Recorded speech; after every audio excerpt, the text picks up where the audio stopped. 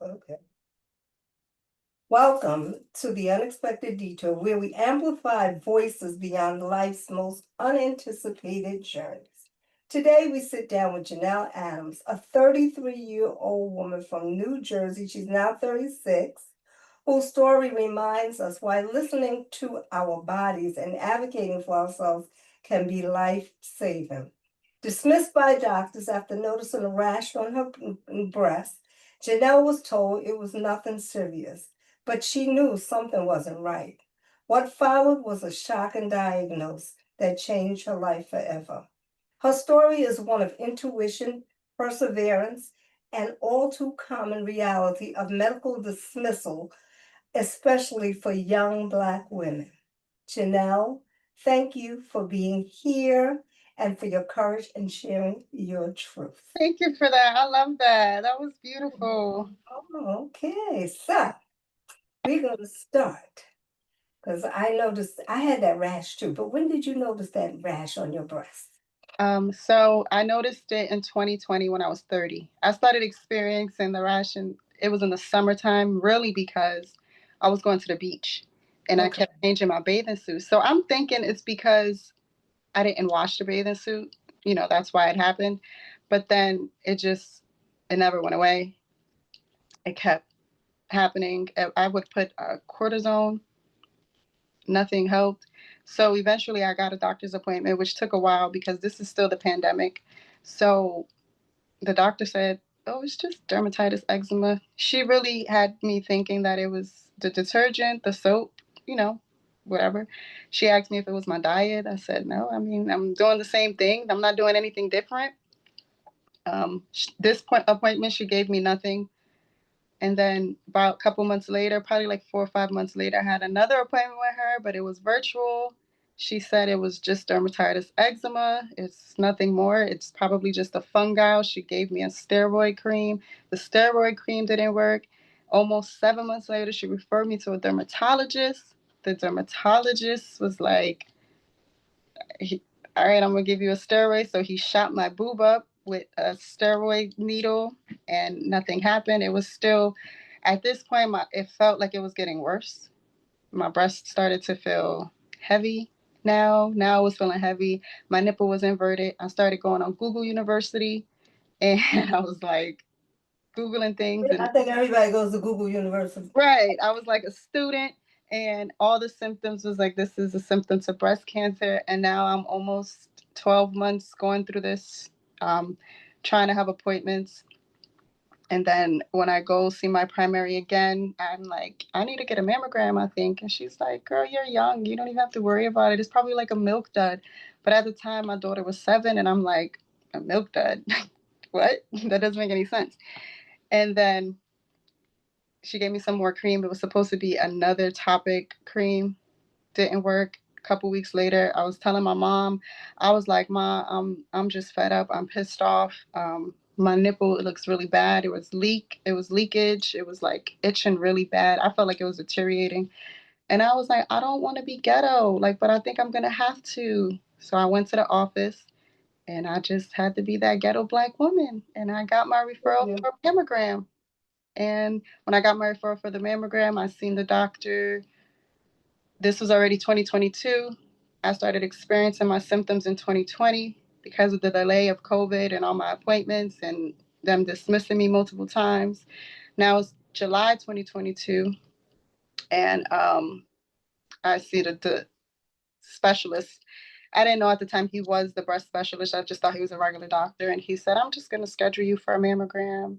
And then when he looked at my breasts, when I took my shirt off finally, he was like, actually, I'm going to schedule you for a mammogram, ultrasound, and x ray just to be safe. And I was like, okay.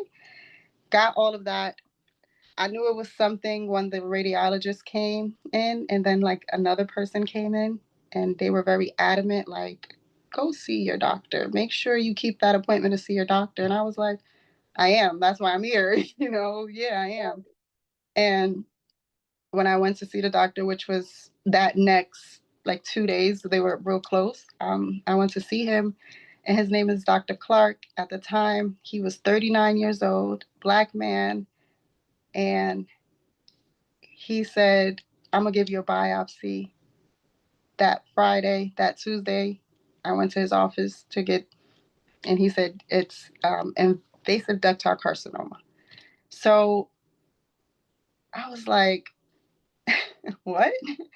He was Yeah, all this is not like Chinese language yeah, because that's what he you said. have to break it down and let you know Exactly, exactly what it is. exactly. He was like, no, we still have to do more testing so we can figure out your staging and exactly what the cancer is and all this. So and it was like a million people in the room at the time. It was me, my husband, and a million people in the room. All these doctors. One of the nurses, what I really remember is like one of the nurses, she sat me down and she drew what my treatment plan would possibly look like for each type of cancer that it could possibly be. And I think that's something that changed like my outlook on really wanting to know things, like really asking the questions. It was really her, and that was the first time.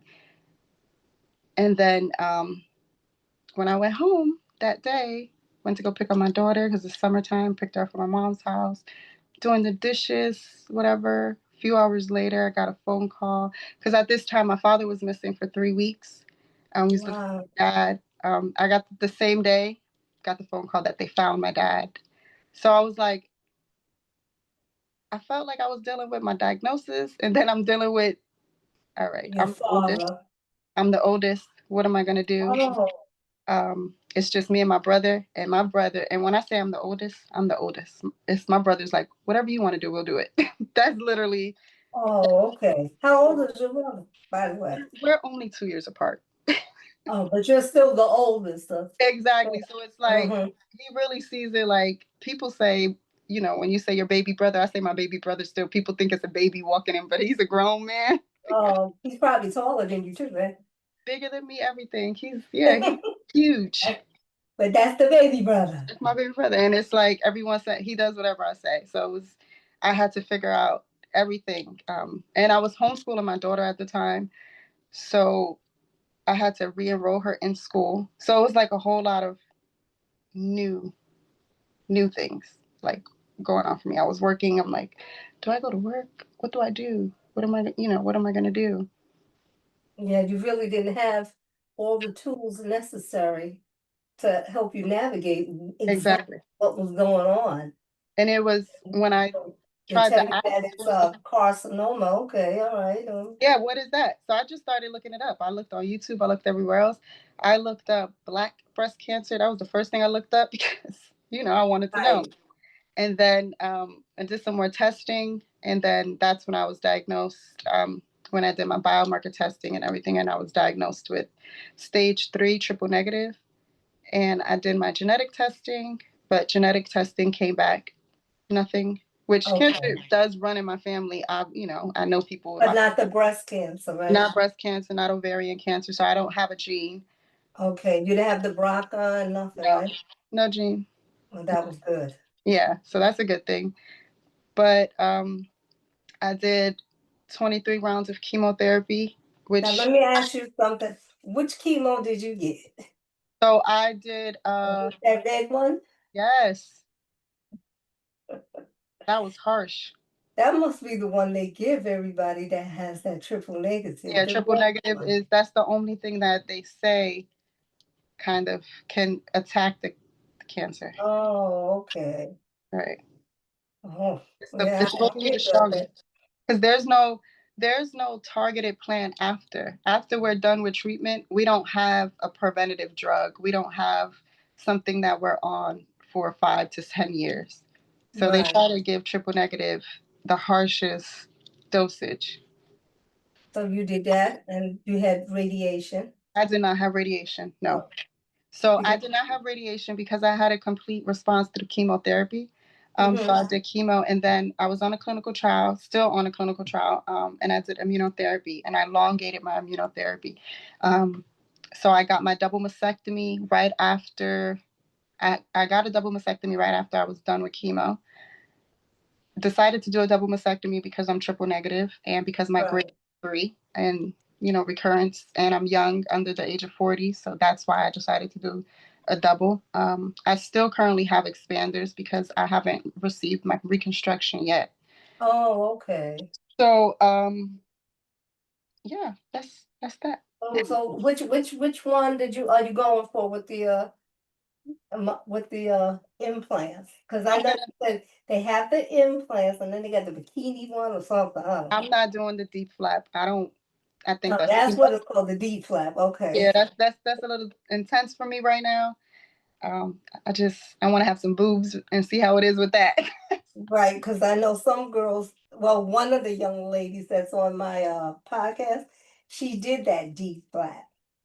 And Yeah, she likes it. I was like, she explained it how they go in there and the they got recovery process. Whew, I see other girls on Instagram, and I'm like, "Ooh, God bless you. I don't want to do it." yeah, then the last girl I interviewed, she didn't want to do it either. I think she just went for the regular one, you Yeah, know. that's what Yeah. I'm shooting for. Oh, you just want to go regular. Yeah, I'm just tired.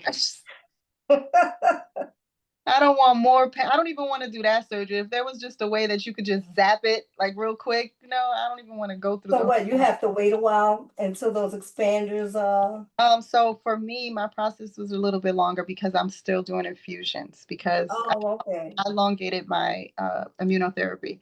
So because of that, I still receive immunotherapy in my port, which I'm done now. I'm actually done, and I just got my approval for surgery literally like 4 weeks ago. Okay.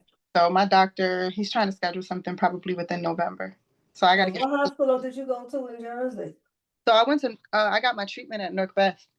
Okay. Yeah. All right, because I know Memorial Sloan Kettering is out there too. Yeah, But that's a I little don't far. think, I was gonna say, and I don't think they do surgery. I think they just do the treatment. Yeah, I think so too. Because I think Yeah. the surgery goes through RWJ, Rutgers. Oh, oh, that's how they do their surgery there. Okay, okay. Because my That's good. surgeries, yeah, I get my surgery through RWJ, but we're affiliated with Rutgers University. So my Oh, clinical okay. trial is through Rutgers University. Like all the researchers are through Rutgers University. Right. I'm sure you were shocked when you found out you had breast cancer. I was Either shocked or numb. I wasn't really shocked because I felt like I knew it was something. I didn't think it was breast cancer, but I didn't know.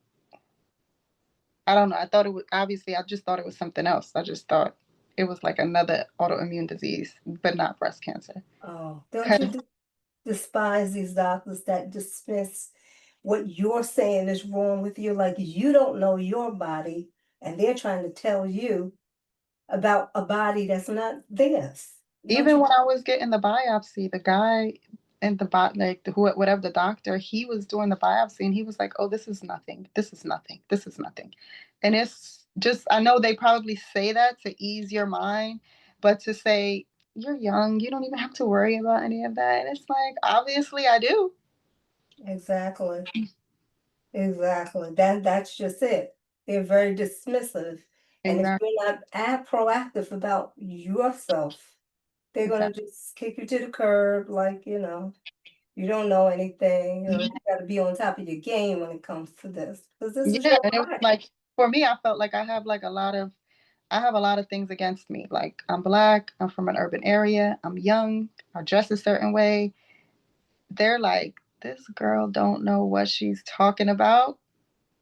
Right. That's what I'm saying. That's They literally, dismissed you yeah, because they didn't think you had, the intelligence to yeah, understand exactly, exactly what was going on.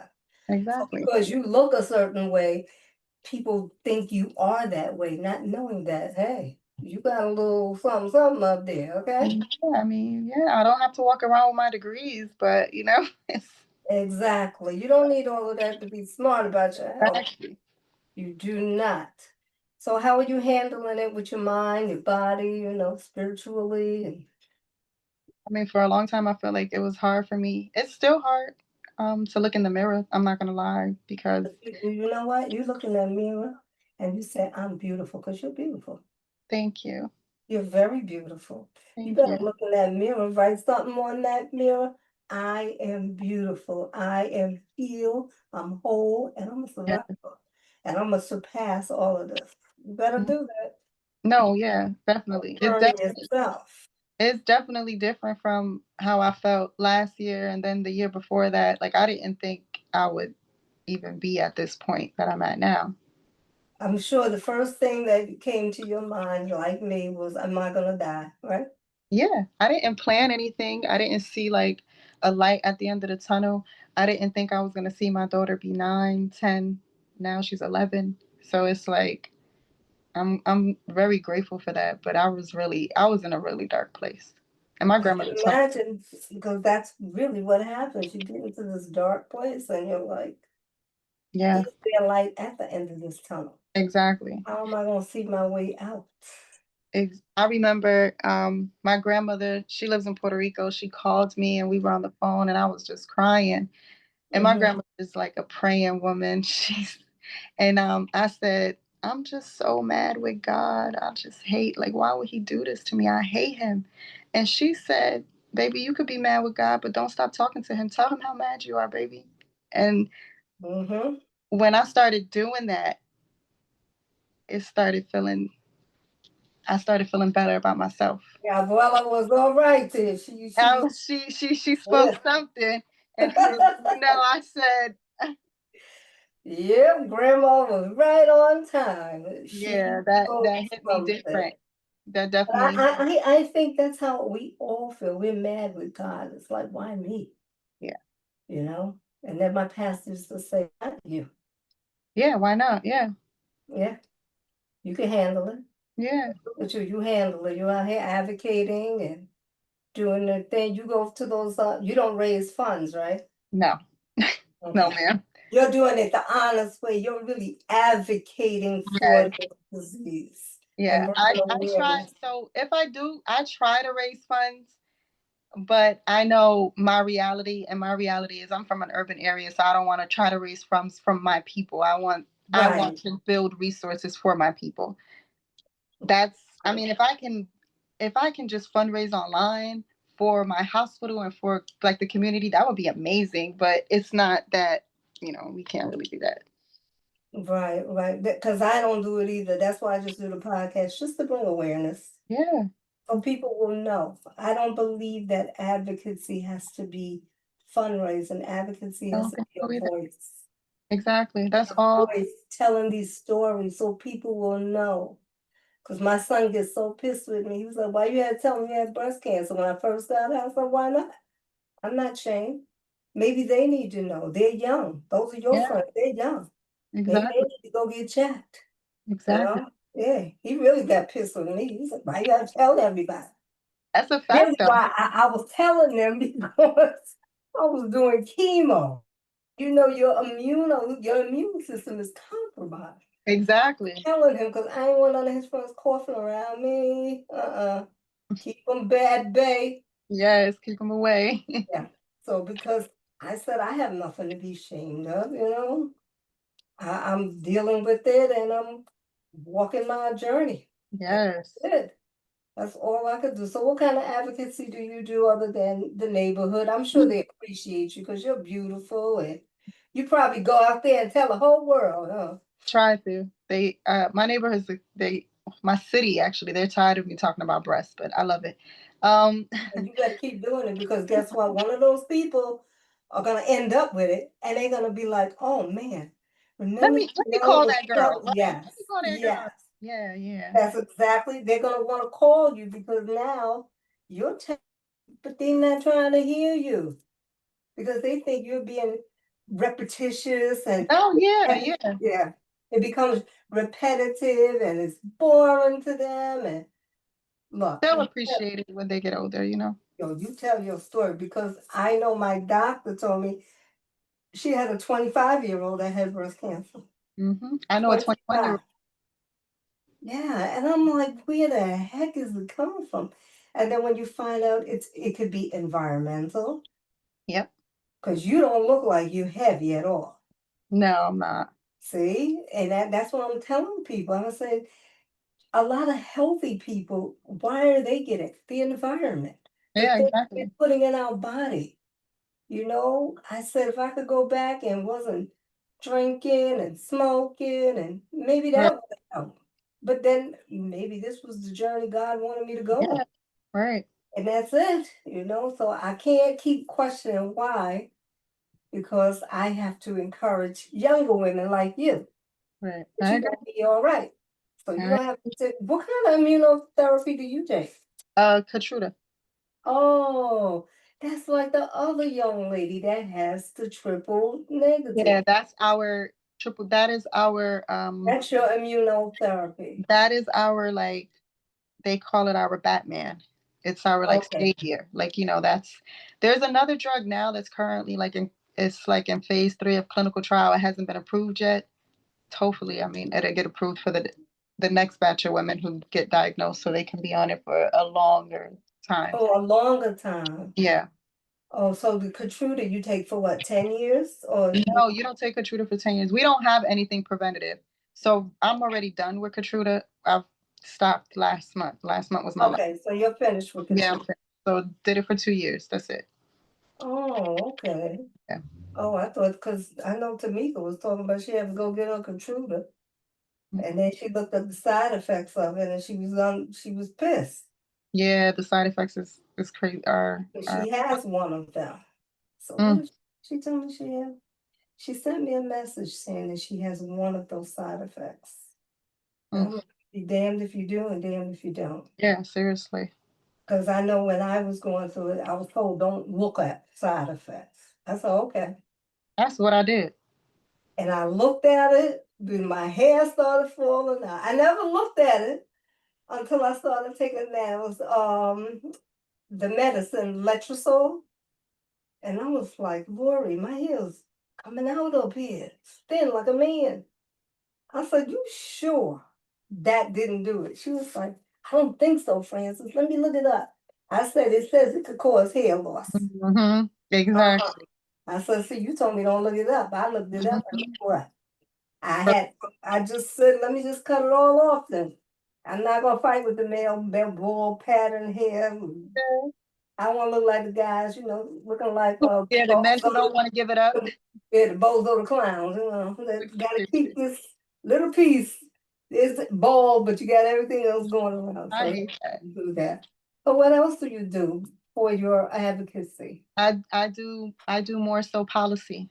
Um, so legislative behind the scenes, and I saw that. yeah, so that's really what I do. I do a lot of policy. I do cancer policy.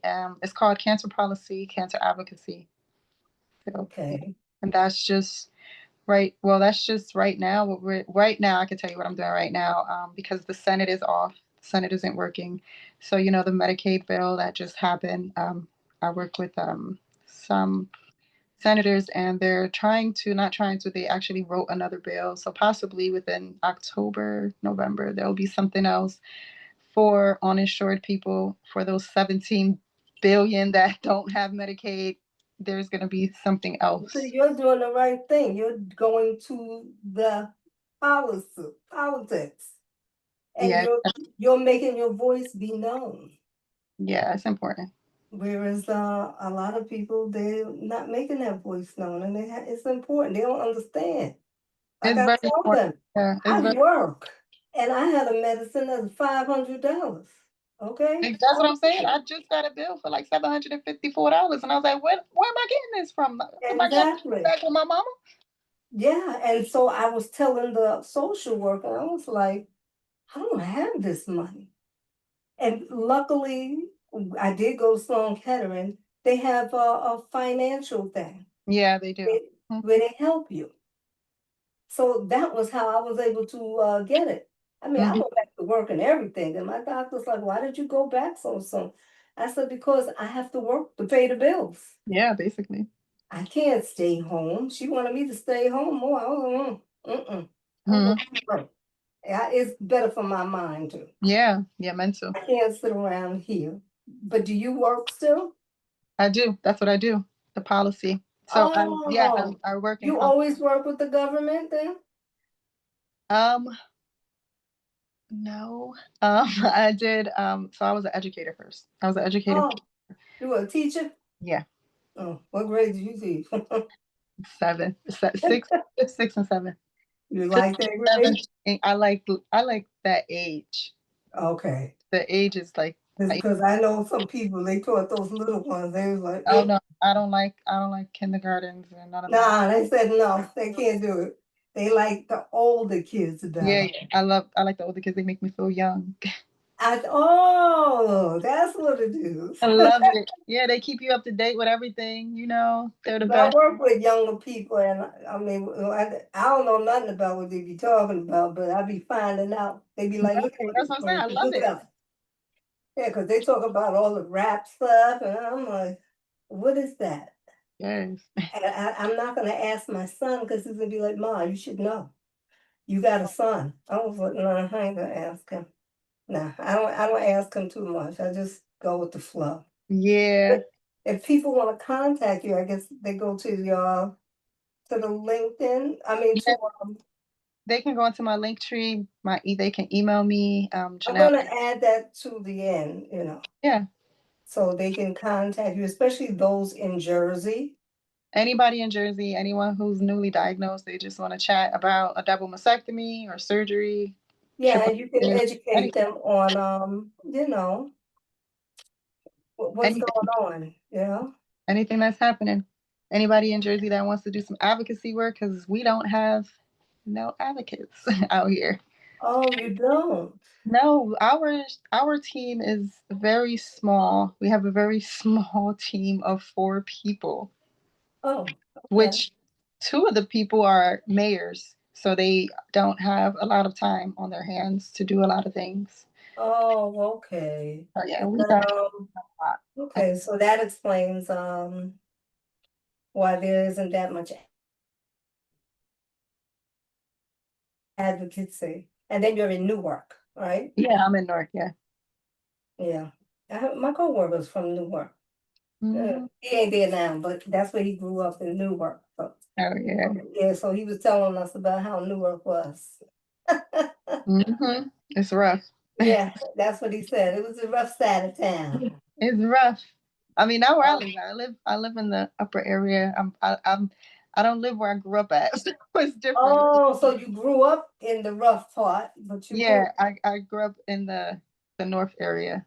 My mother still Oh, lives there actually, so I still go over there, still see people oh, like okay. that. But How did your husband act when he found out you had um, my husband, he was dope because he gave up everything and he like really became like my full time caregiver. oh, okay. Never missed an appointment. He doesn't even miss appointments now. That is kind of annoying.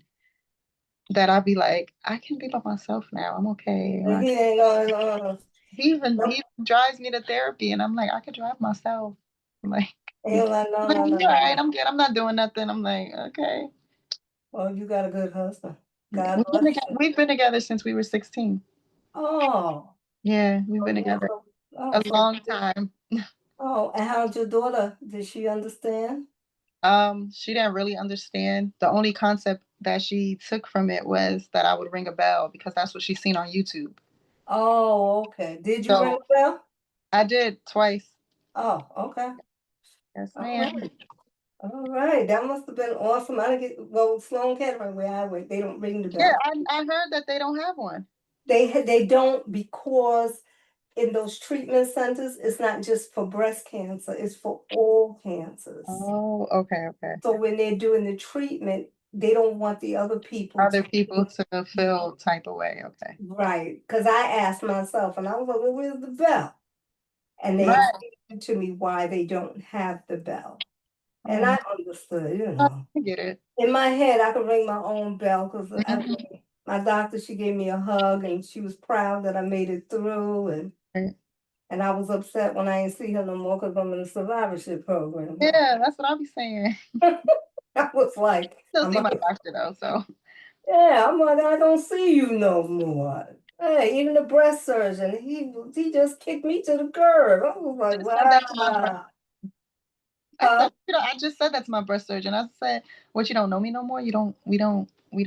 We're not kin." And they probably said, well, you want to come back some more, right? He was like, "It's a good thing that I don't see you." I was like, "You're right. You're right." Yeah, that's what they said. It's a good thing you don't see them because then Yeah, it's something wrong. So you be exactly. glad you don't see them. Hmm. Oh, okay, but you know, on Thursday, I don't know if you ever listen to the Thursday conversations that we do. I did. I listened to one. Yeah, I did actually. Oh, okay. If you want, you're welcome to join whenever you want to. Yeah, I'm Next down. Thursday is one. We only do it the second Thursday of the month. Okay. Yeah, and I would like you to be there so you could talk about your advocacy. Yeah, I'm down. A lot, because you follow Pink Breasties. I I probably do. Yeah, you do. Okay. That's Tamika, and she's the one that has triple negative. Okay. Oh, And Unika. no, Tamika is her Oh, name. Tamika. Oh, okay. Yeah, Tamika has Pink Breasty Sisters, Okay. and she has an organization, and she does events Okay. where if you have like if you have a beauty school up there where you are, Mm-hmm. and they're willing to let her come up there, she would do a pampering session for breast cancer women. Oh, that's great. Yeah, I I, let her tell you. I let her tell you on Thursday. oh yeah, I like that. Hold on, maybe. Yeah, yeah, and then we have melanin can what's the melanin breast cancer alliance, where they're a fundraiser. They raise and give gifts away. Really, they don't collect any money. They just give things away. They advocate. You don't want to collect the money from people who, That's what I say all the time. yeah, That's my biggest thing. I had a conversation with someone and they were saying, why don't you post this? I said, because that's not what my journey is about. I'm not asking people fighting cancer to give me money. Like, what's exactly. fake? I'm not doing that. This brand just sent me a message. And I thought it was beautiful. I thought the whole concept was great. But then he said, oh yeah, this is for breast cancer patients and when they're done with cancer and all this.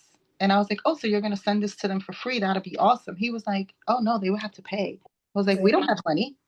No, we don't right. have money. We don't have. We That's can't. why I said I don't have money. And I was grateful because I started to give to the place where I had treatment. Right. And the nurse was like, they have philanthropists. Exactly. You Yeah. have cancer. You need the treatment. Put your money back in the pocket. Mm-hmm. That's what I did. Yeah. Put it back in the pocket. And, I don't feel no kind of way. Nope. What I did do was like I have like a lot of paparazzi accessories because I used to do that. Mm-hmm. I'll donate it, up to Sloan Kettering, Right. and you give it to the patients there. They like that, Yeah. That's. especially during the month of October. Oh yeah, they love it. Yeah. Yeah, I just bring whole bags of it up there. I just, put it in the pink bags and Mm-hmm. they do what they gotta do. Well, I'm glad we all on the same page with this advocacy. Yeah. Some organizations they want to collect money. Yeah. And I don't like that. And I And I don't. want and I like don't. I I want don't to deal know with those. I don't deal with those. where's the money going? That's what I want to know. Yeah. That's my biggest thing. If I don't see no cancer patients seeing that money, then I don't want to deal with that organization. Exactly. I need to see it. I know what it is. And really, what they collect money for is for research. Exactly. We don't, and I don't mean to say it like that, but we have to pay bills while we're alive. Exactly. It's research because I researched that and I looked to see who. Well, I'm not gonna say the name while we're on here, but one of them they don't give to research. They give Mm-hmm. like 6%. The Mm, rest goes to administrative fees. mm, Mm-hmm. mm. When we get over, I'll tell you the name. Oh no, we could talk about organizations because there's definitely I don't want to say names either, but there's definitely a lot of a lot of that. Yes, yes, there is a lot because I was talking with one of my express sisters, and we always talk about that. Yeah, You give from your heart. I We're agree. advocating for something we've experienced. So we don't want to see the next person doing it. Hmm. I don't want We nobody to do that. educate, Yeah. to help. I don't want your money, keep your money and let me just help you. That's it.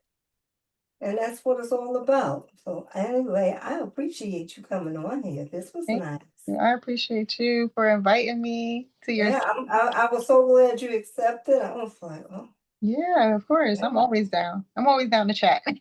Oh, okay. Well, I'm going to end this and I'm going to say what I have to say. Thank you, Jeanelle, for your courage and transparency and unwavering spirit. Thank Your you. voice is not just a story, it's a lifeline for someone who might be doubting their intuition, questioning their worth, or being told to wait when every part of them knows it's time to act. To our listeners, your body is speaking, listen. Your spirit is nudging, follow it. And your life is worth fighting for. Never forget that. Triple negative breast cancer may be aggressive, but so is the power of a woman who refuses to be silent, which was Janelle. This Thank is you. another episode of The Unexpected Detour where we remind you that your detours don't mean defeat, they mean discovery. Until next time, advocate louder, love deeper, and never stop telling your story. Peace Yeah, and blessings, Francis Hammond, host of The Unexpected Detour. Okay, read it now. thank you. You're welcome. Thank you.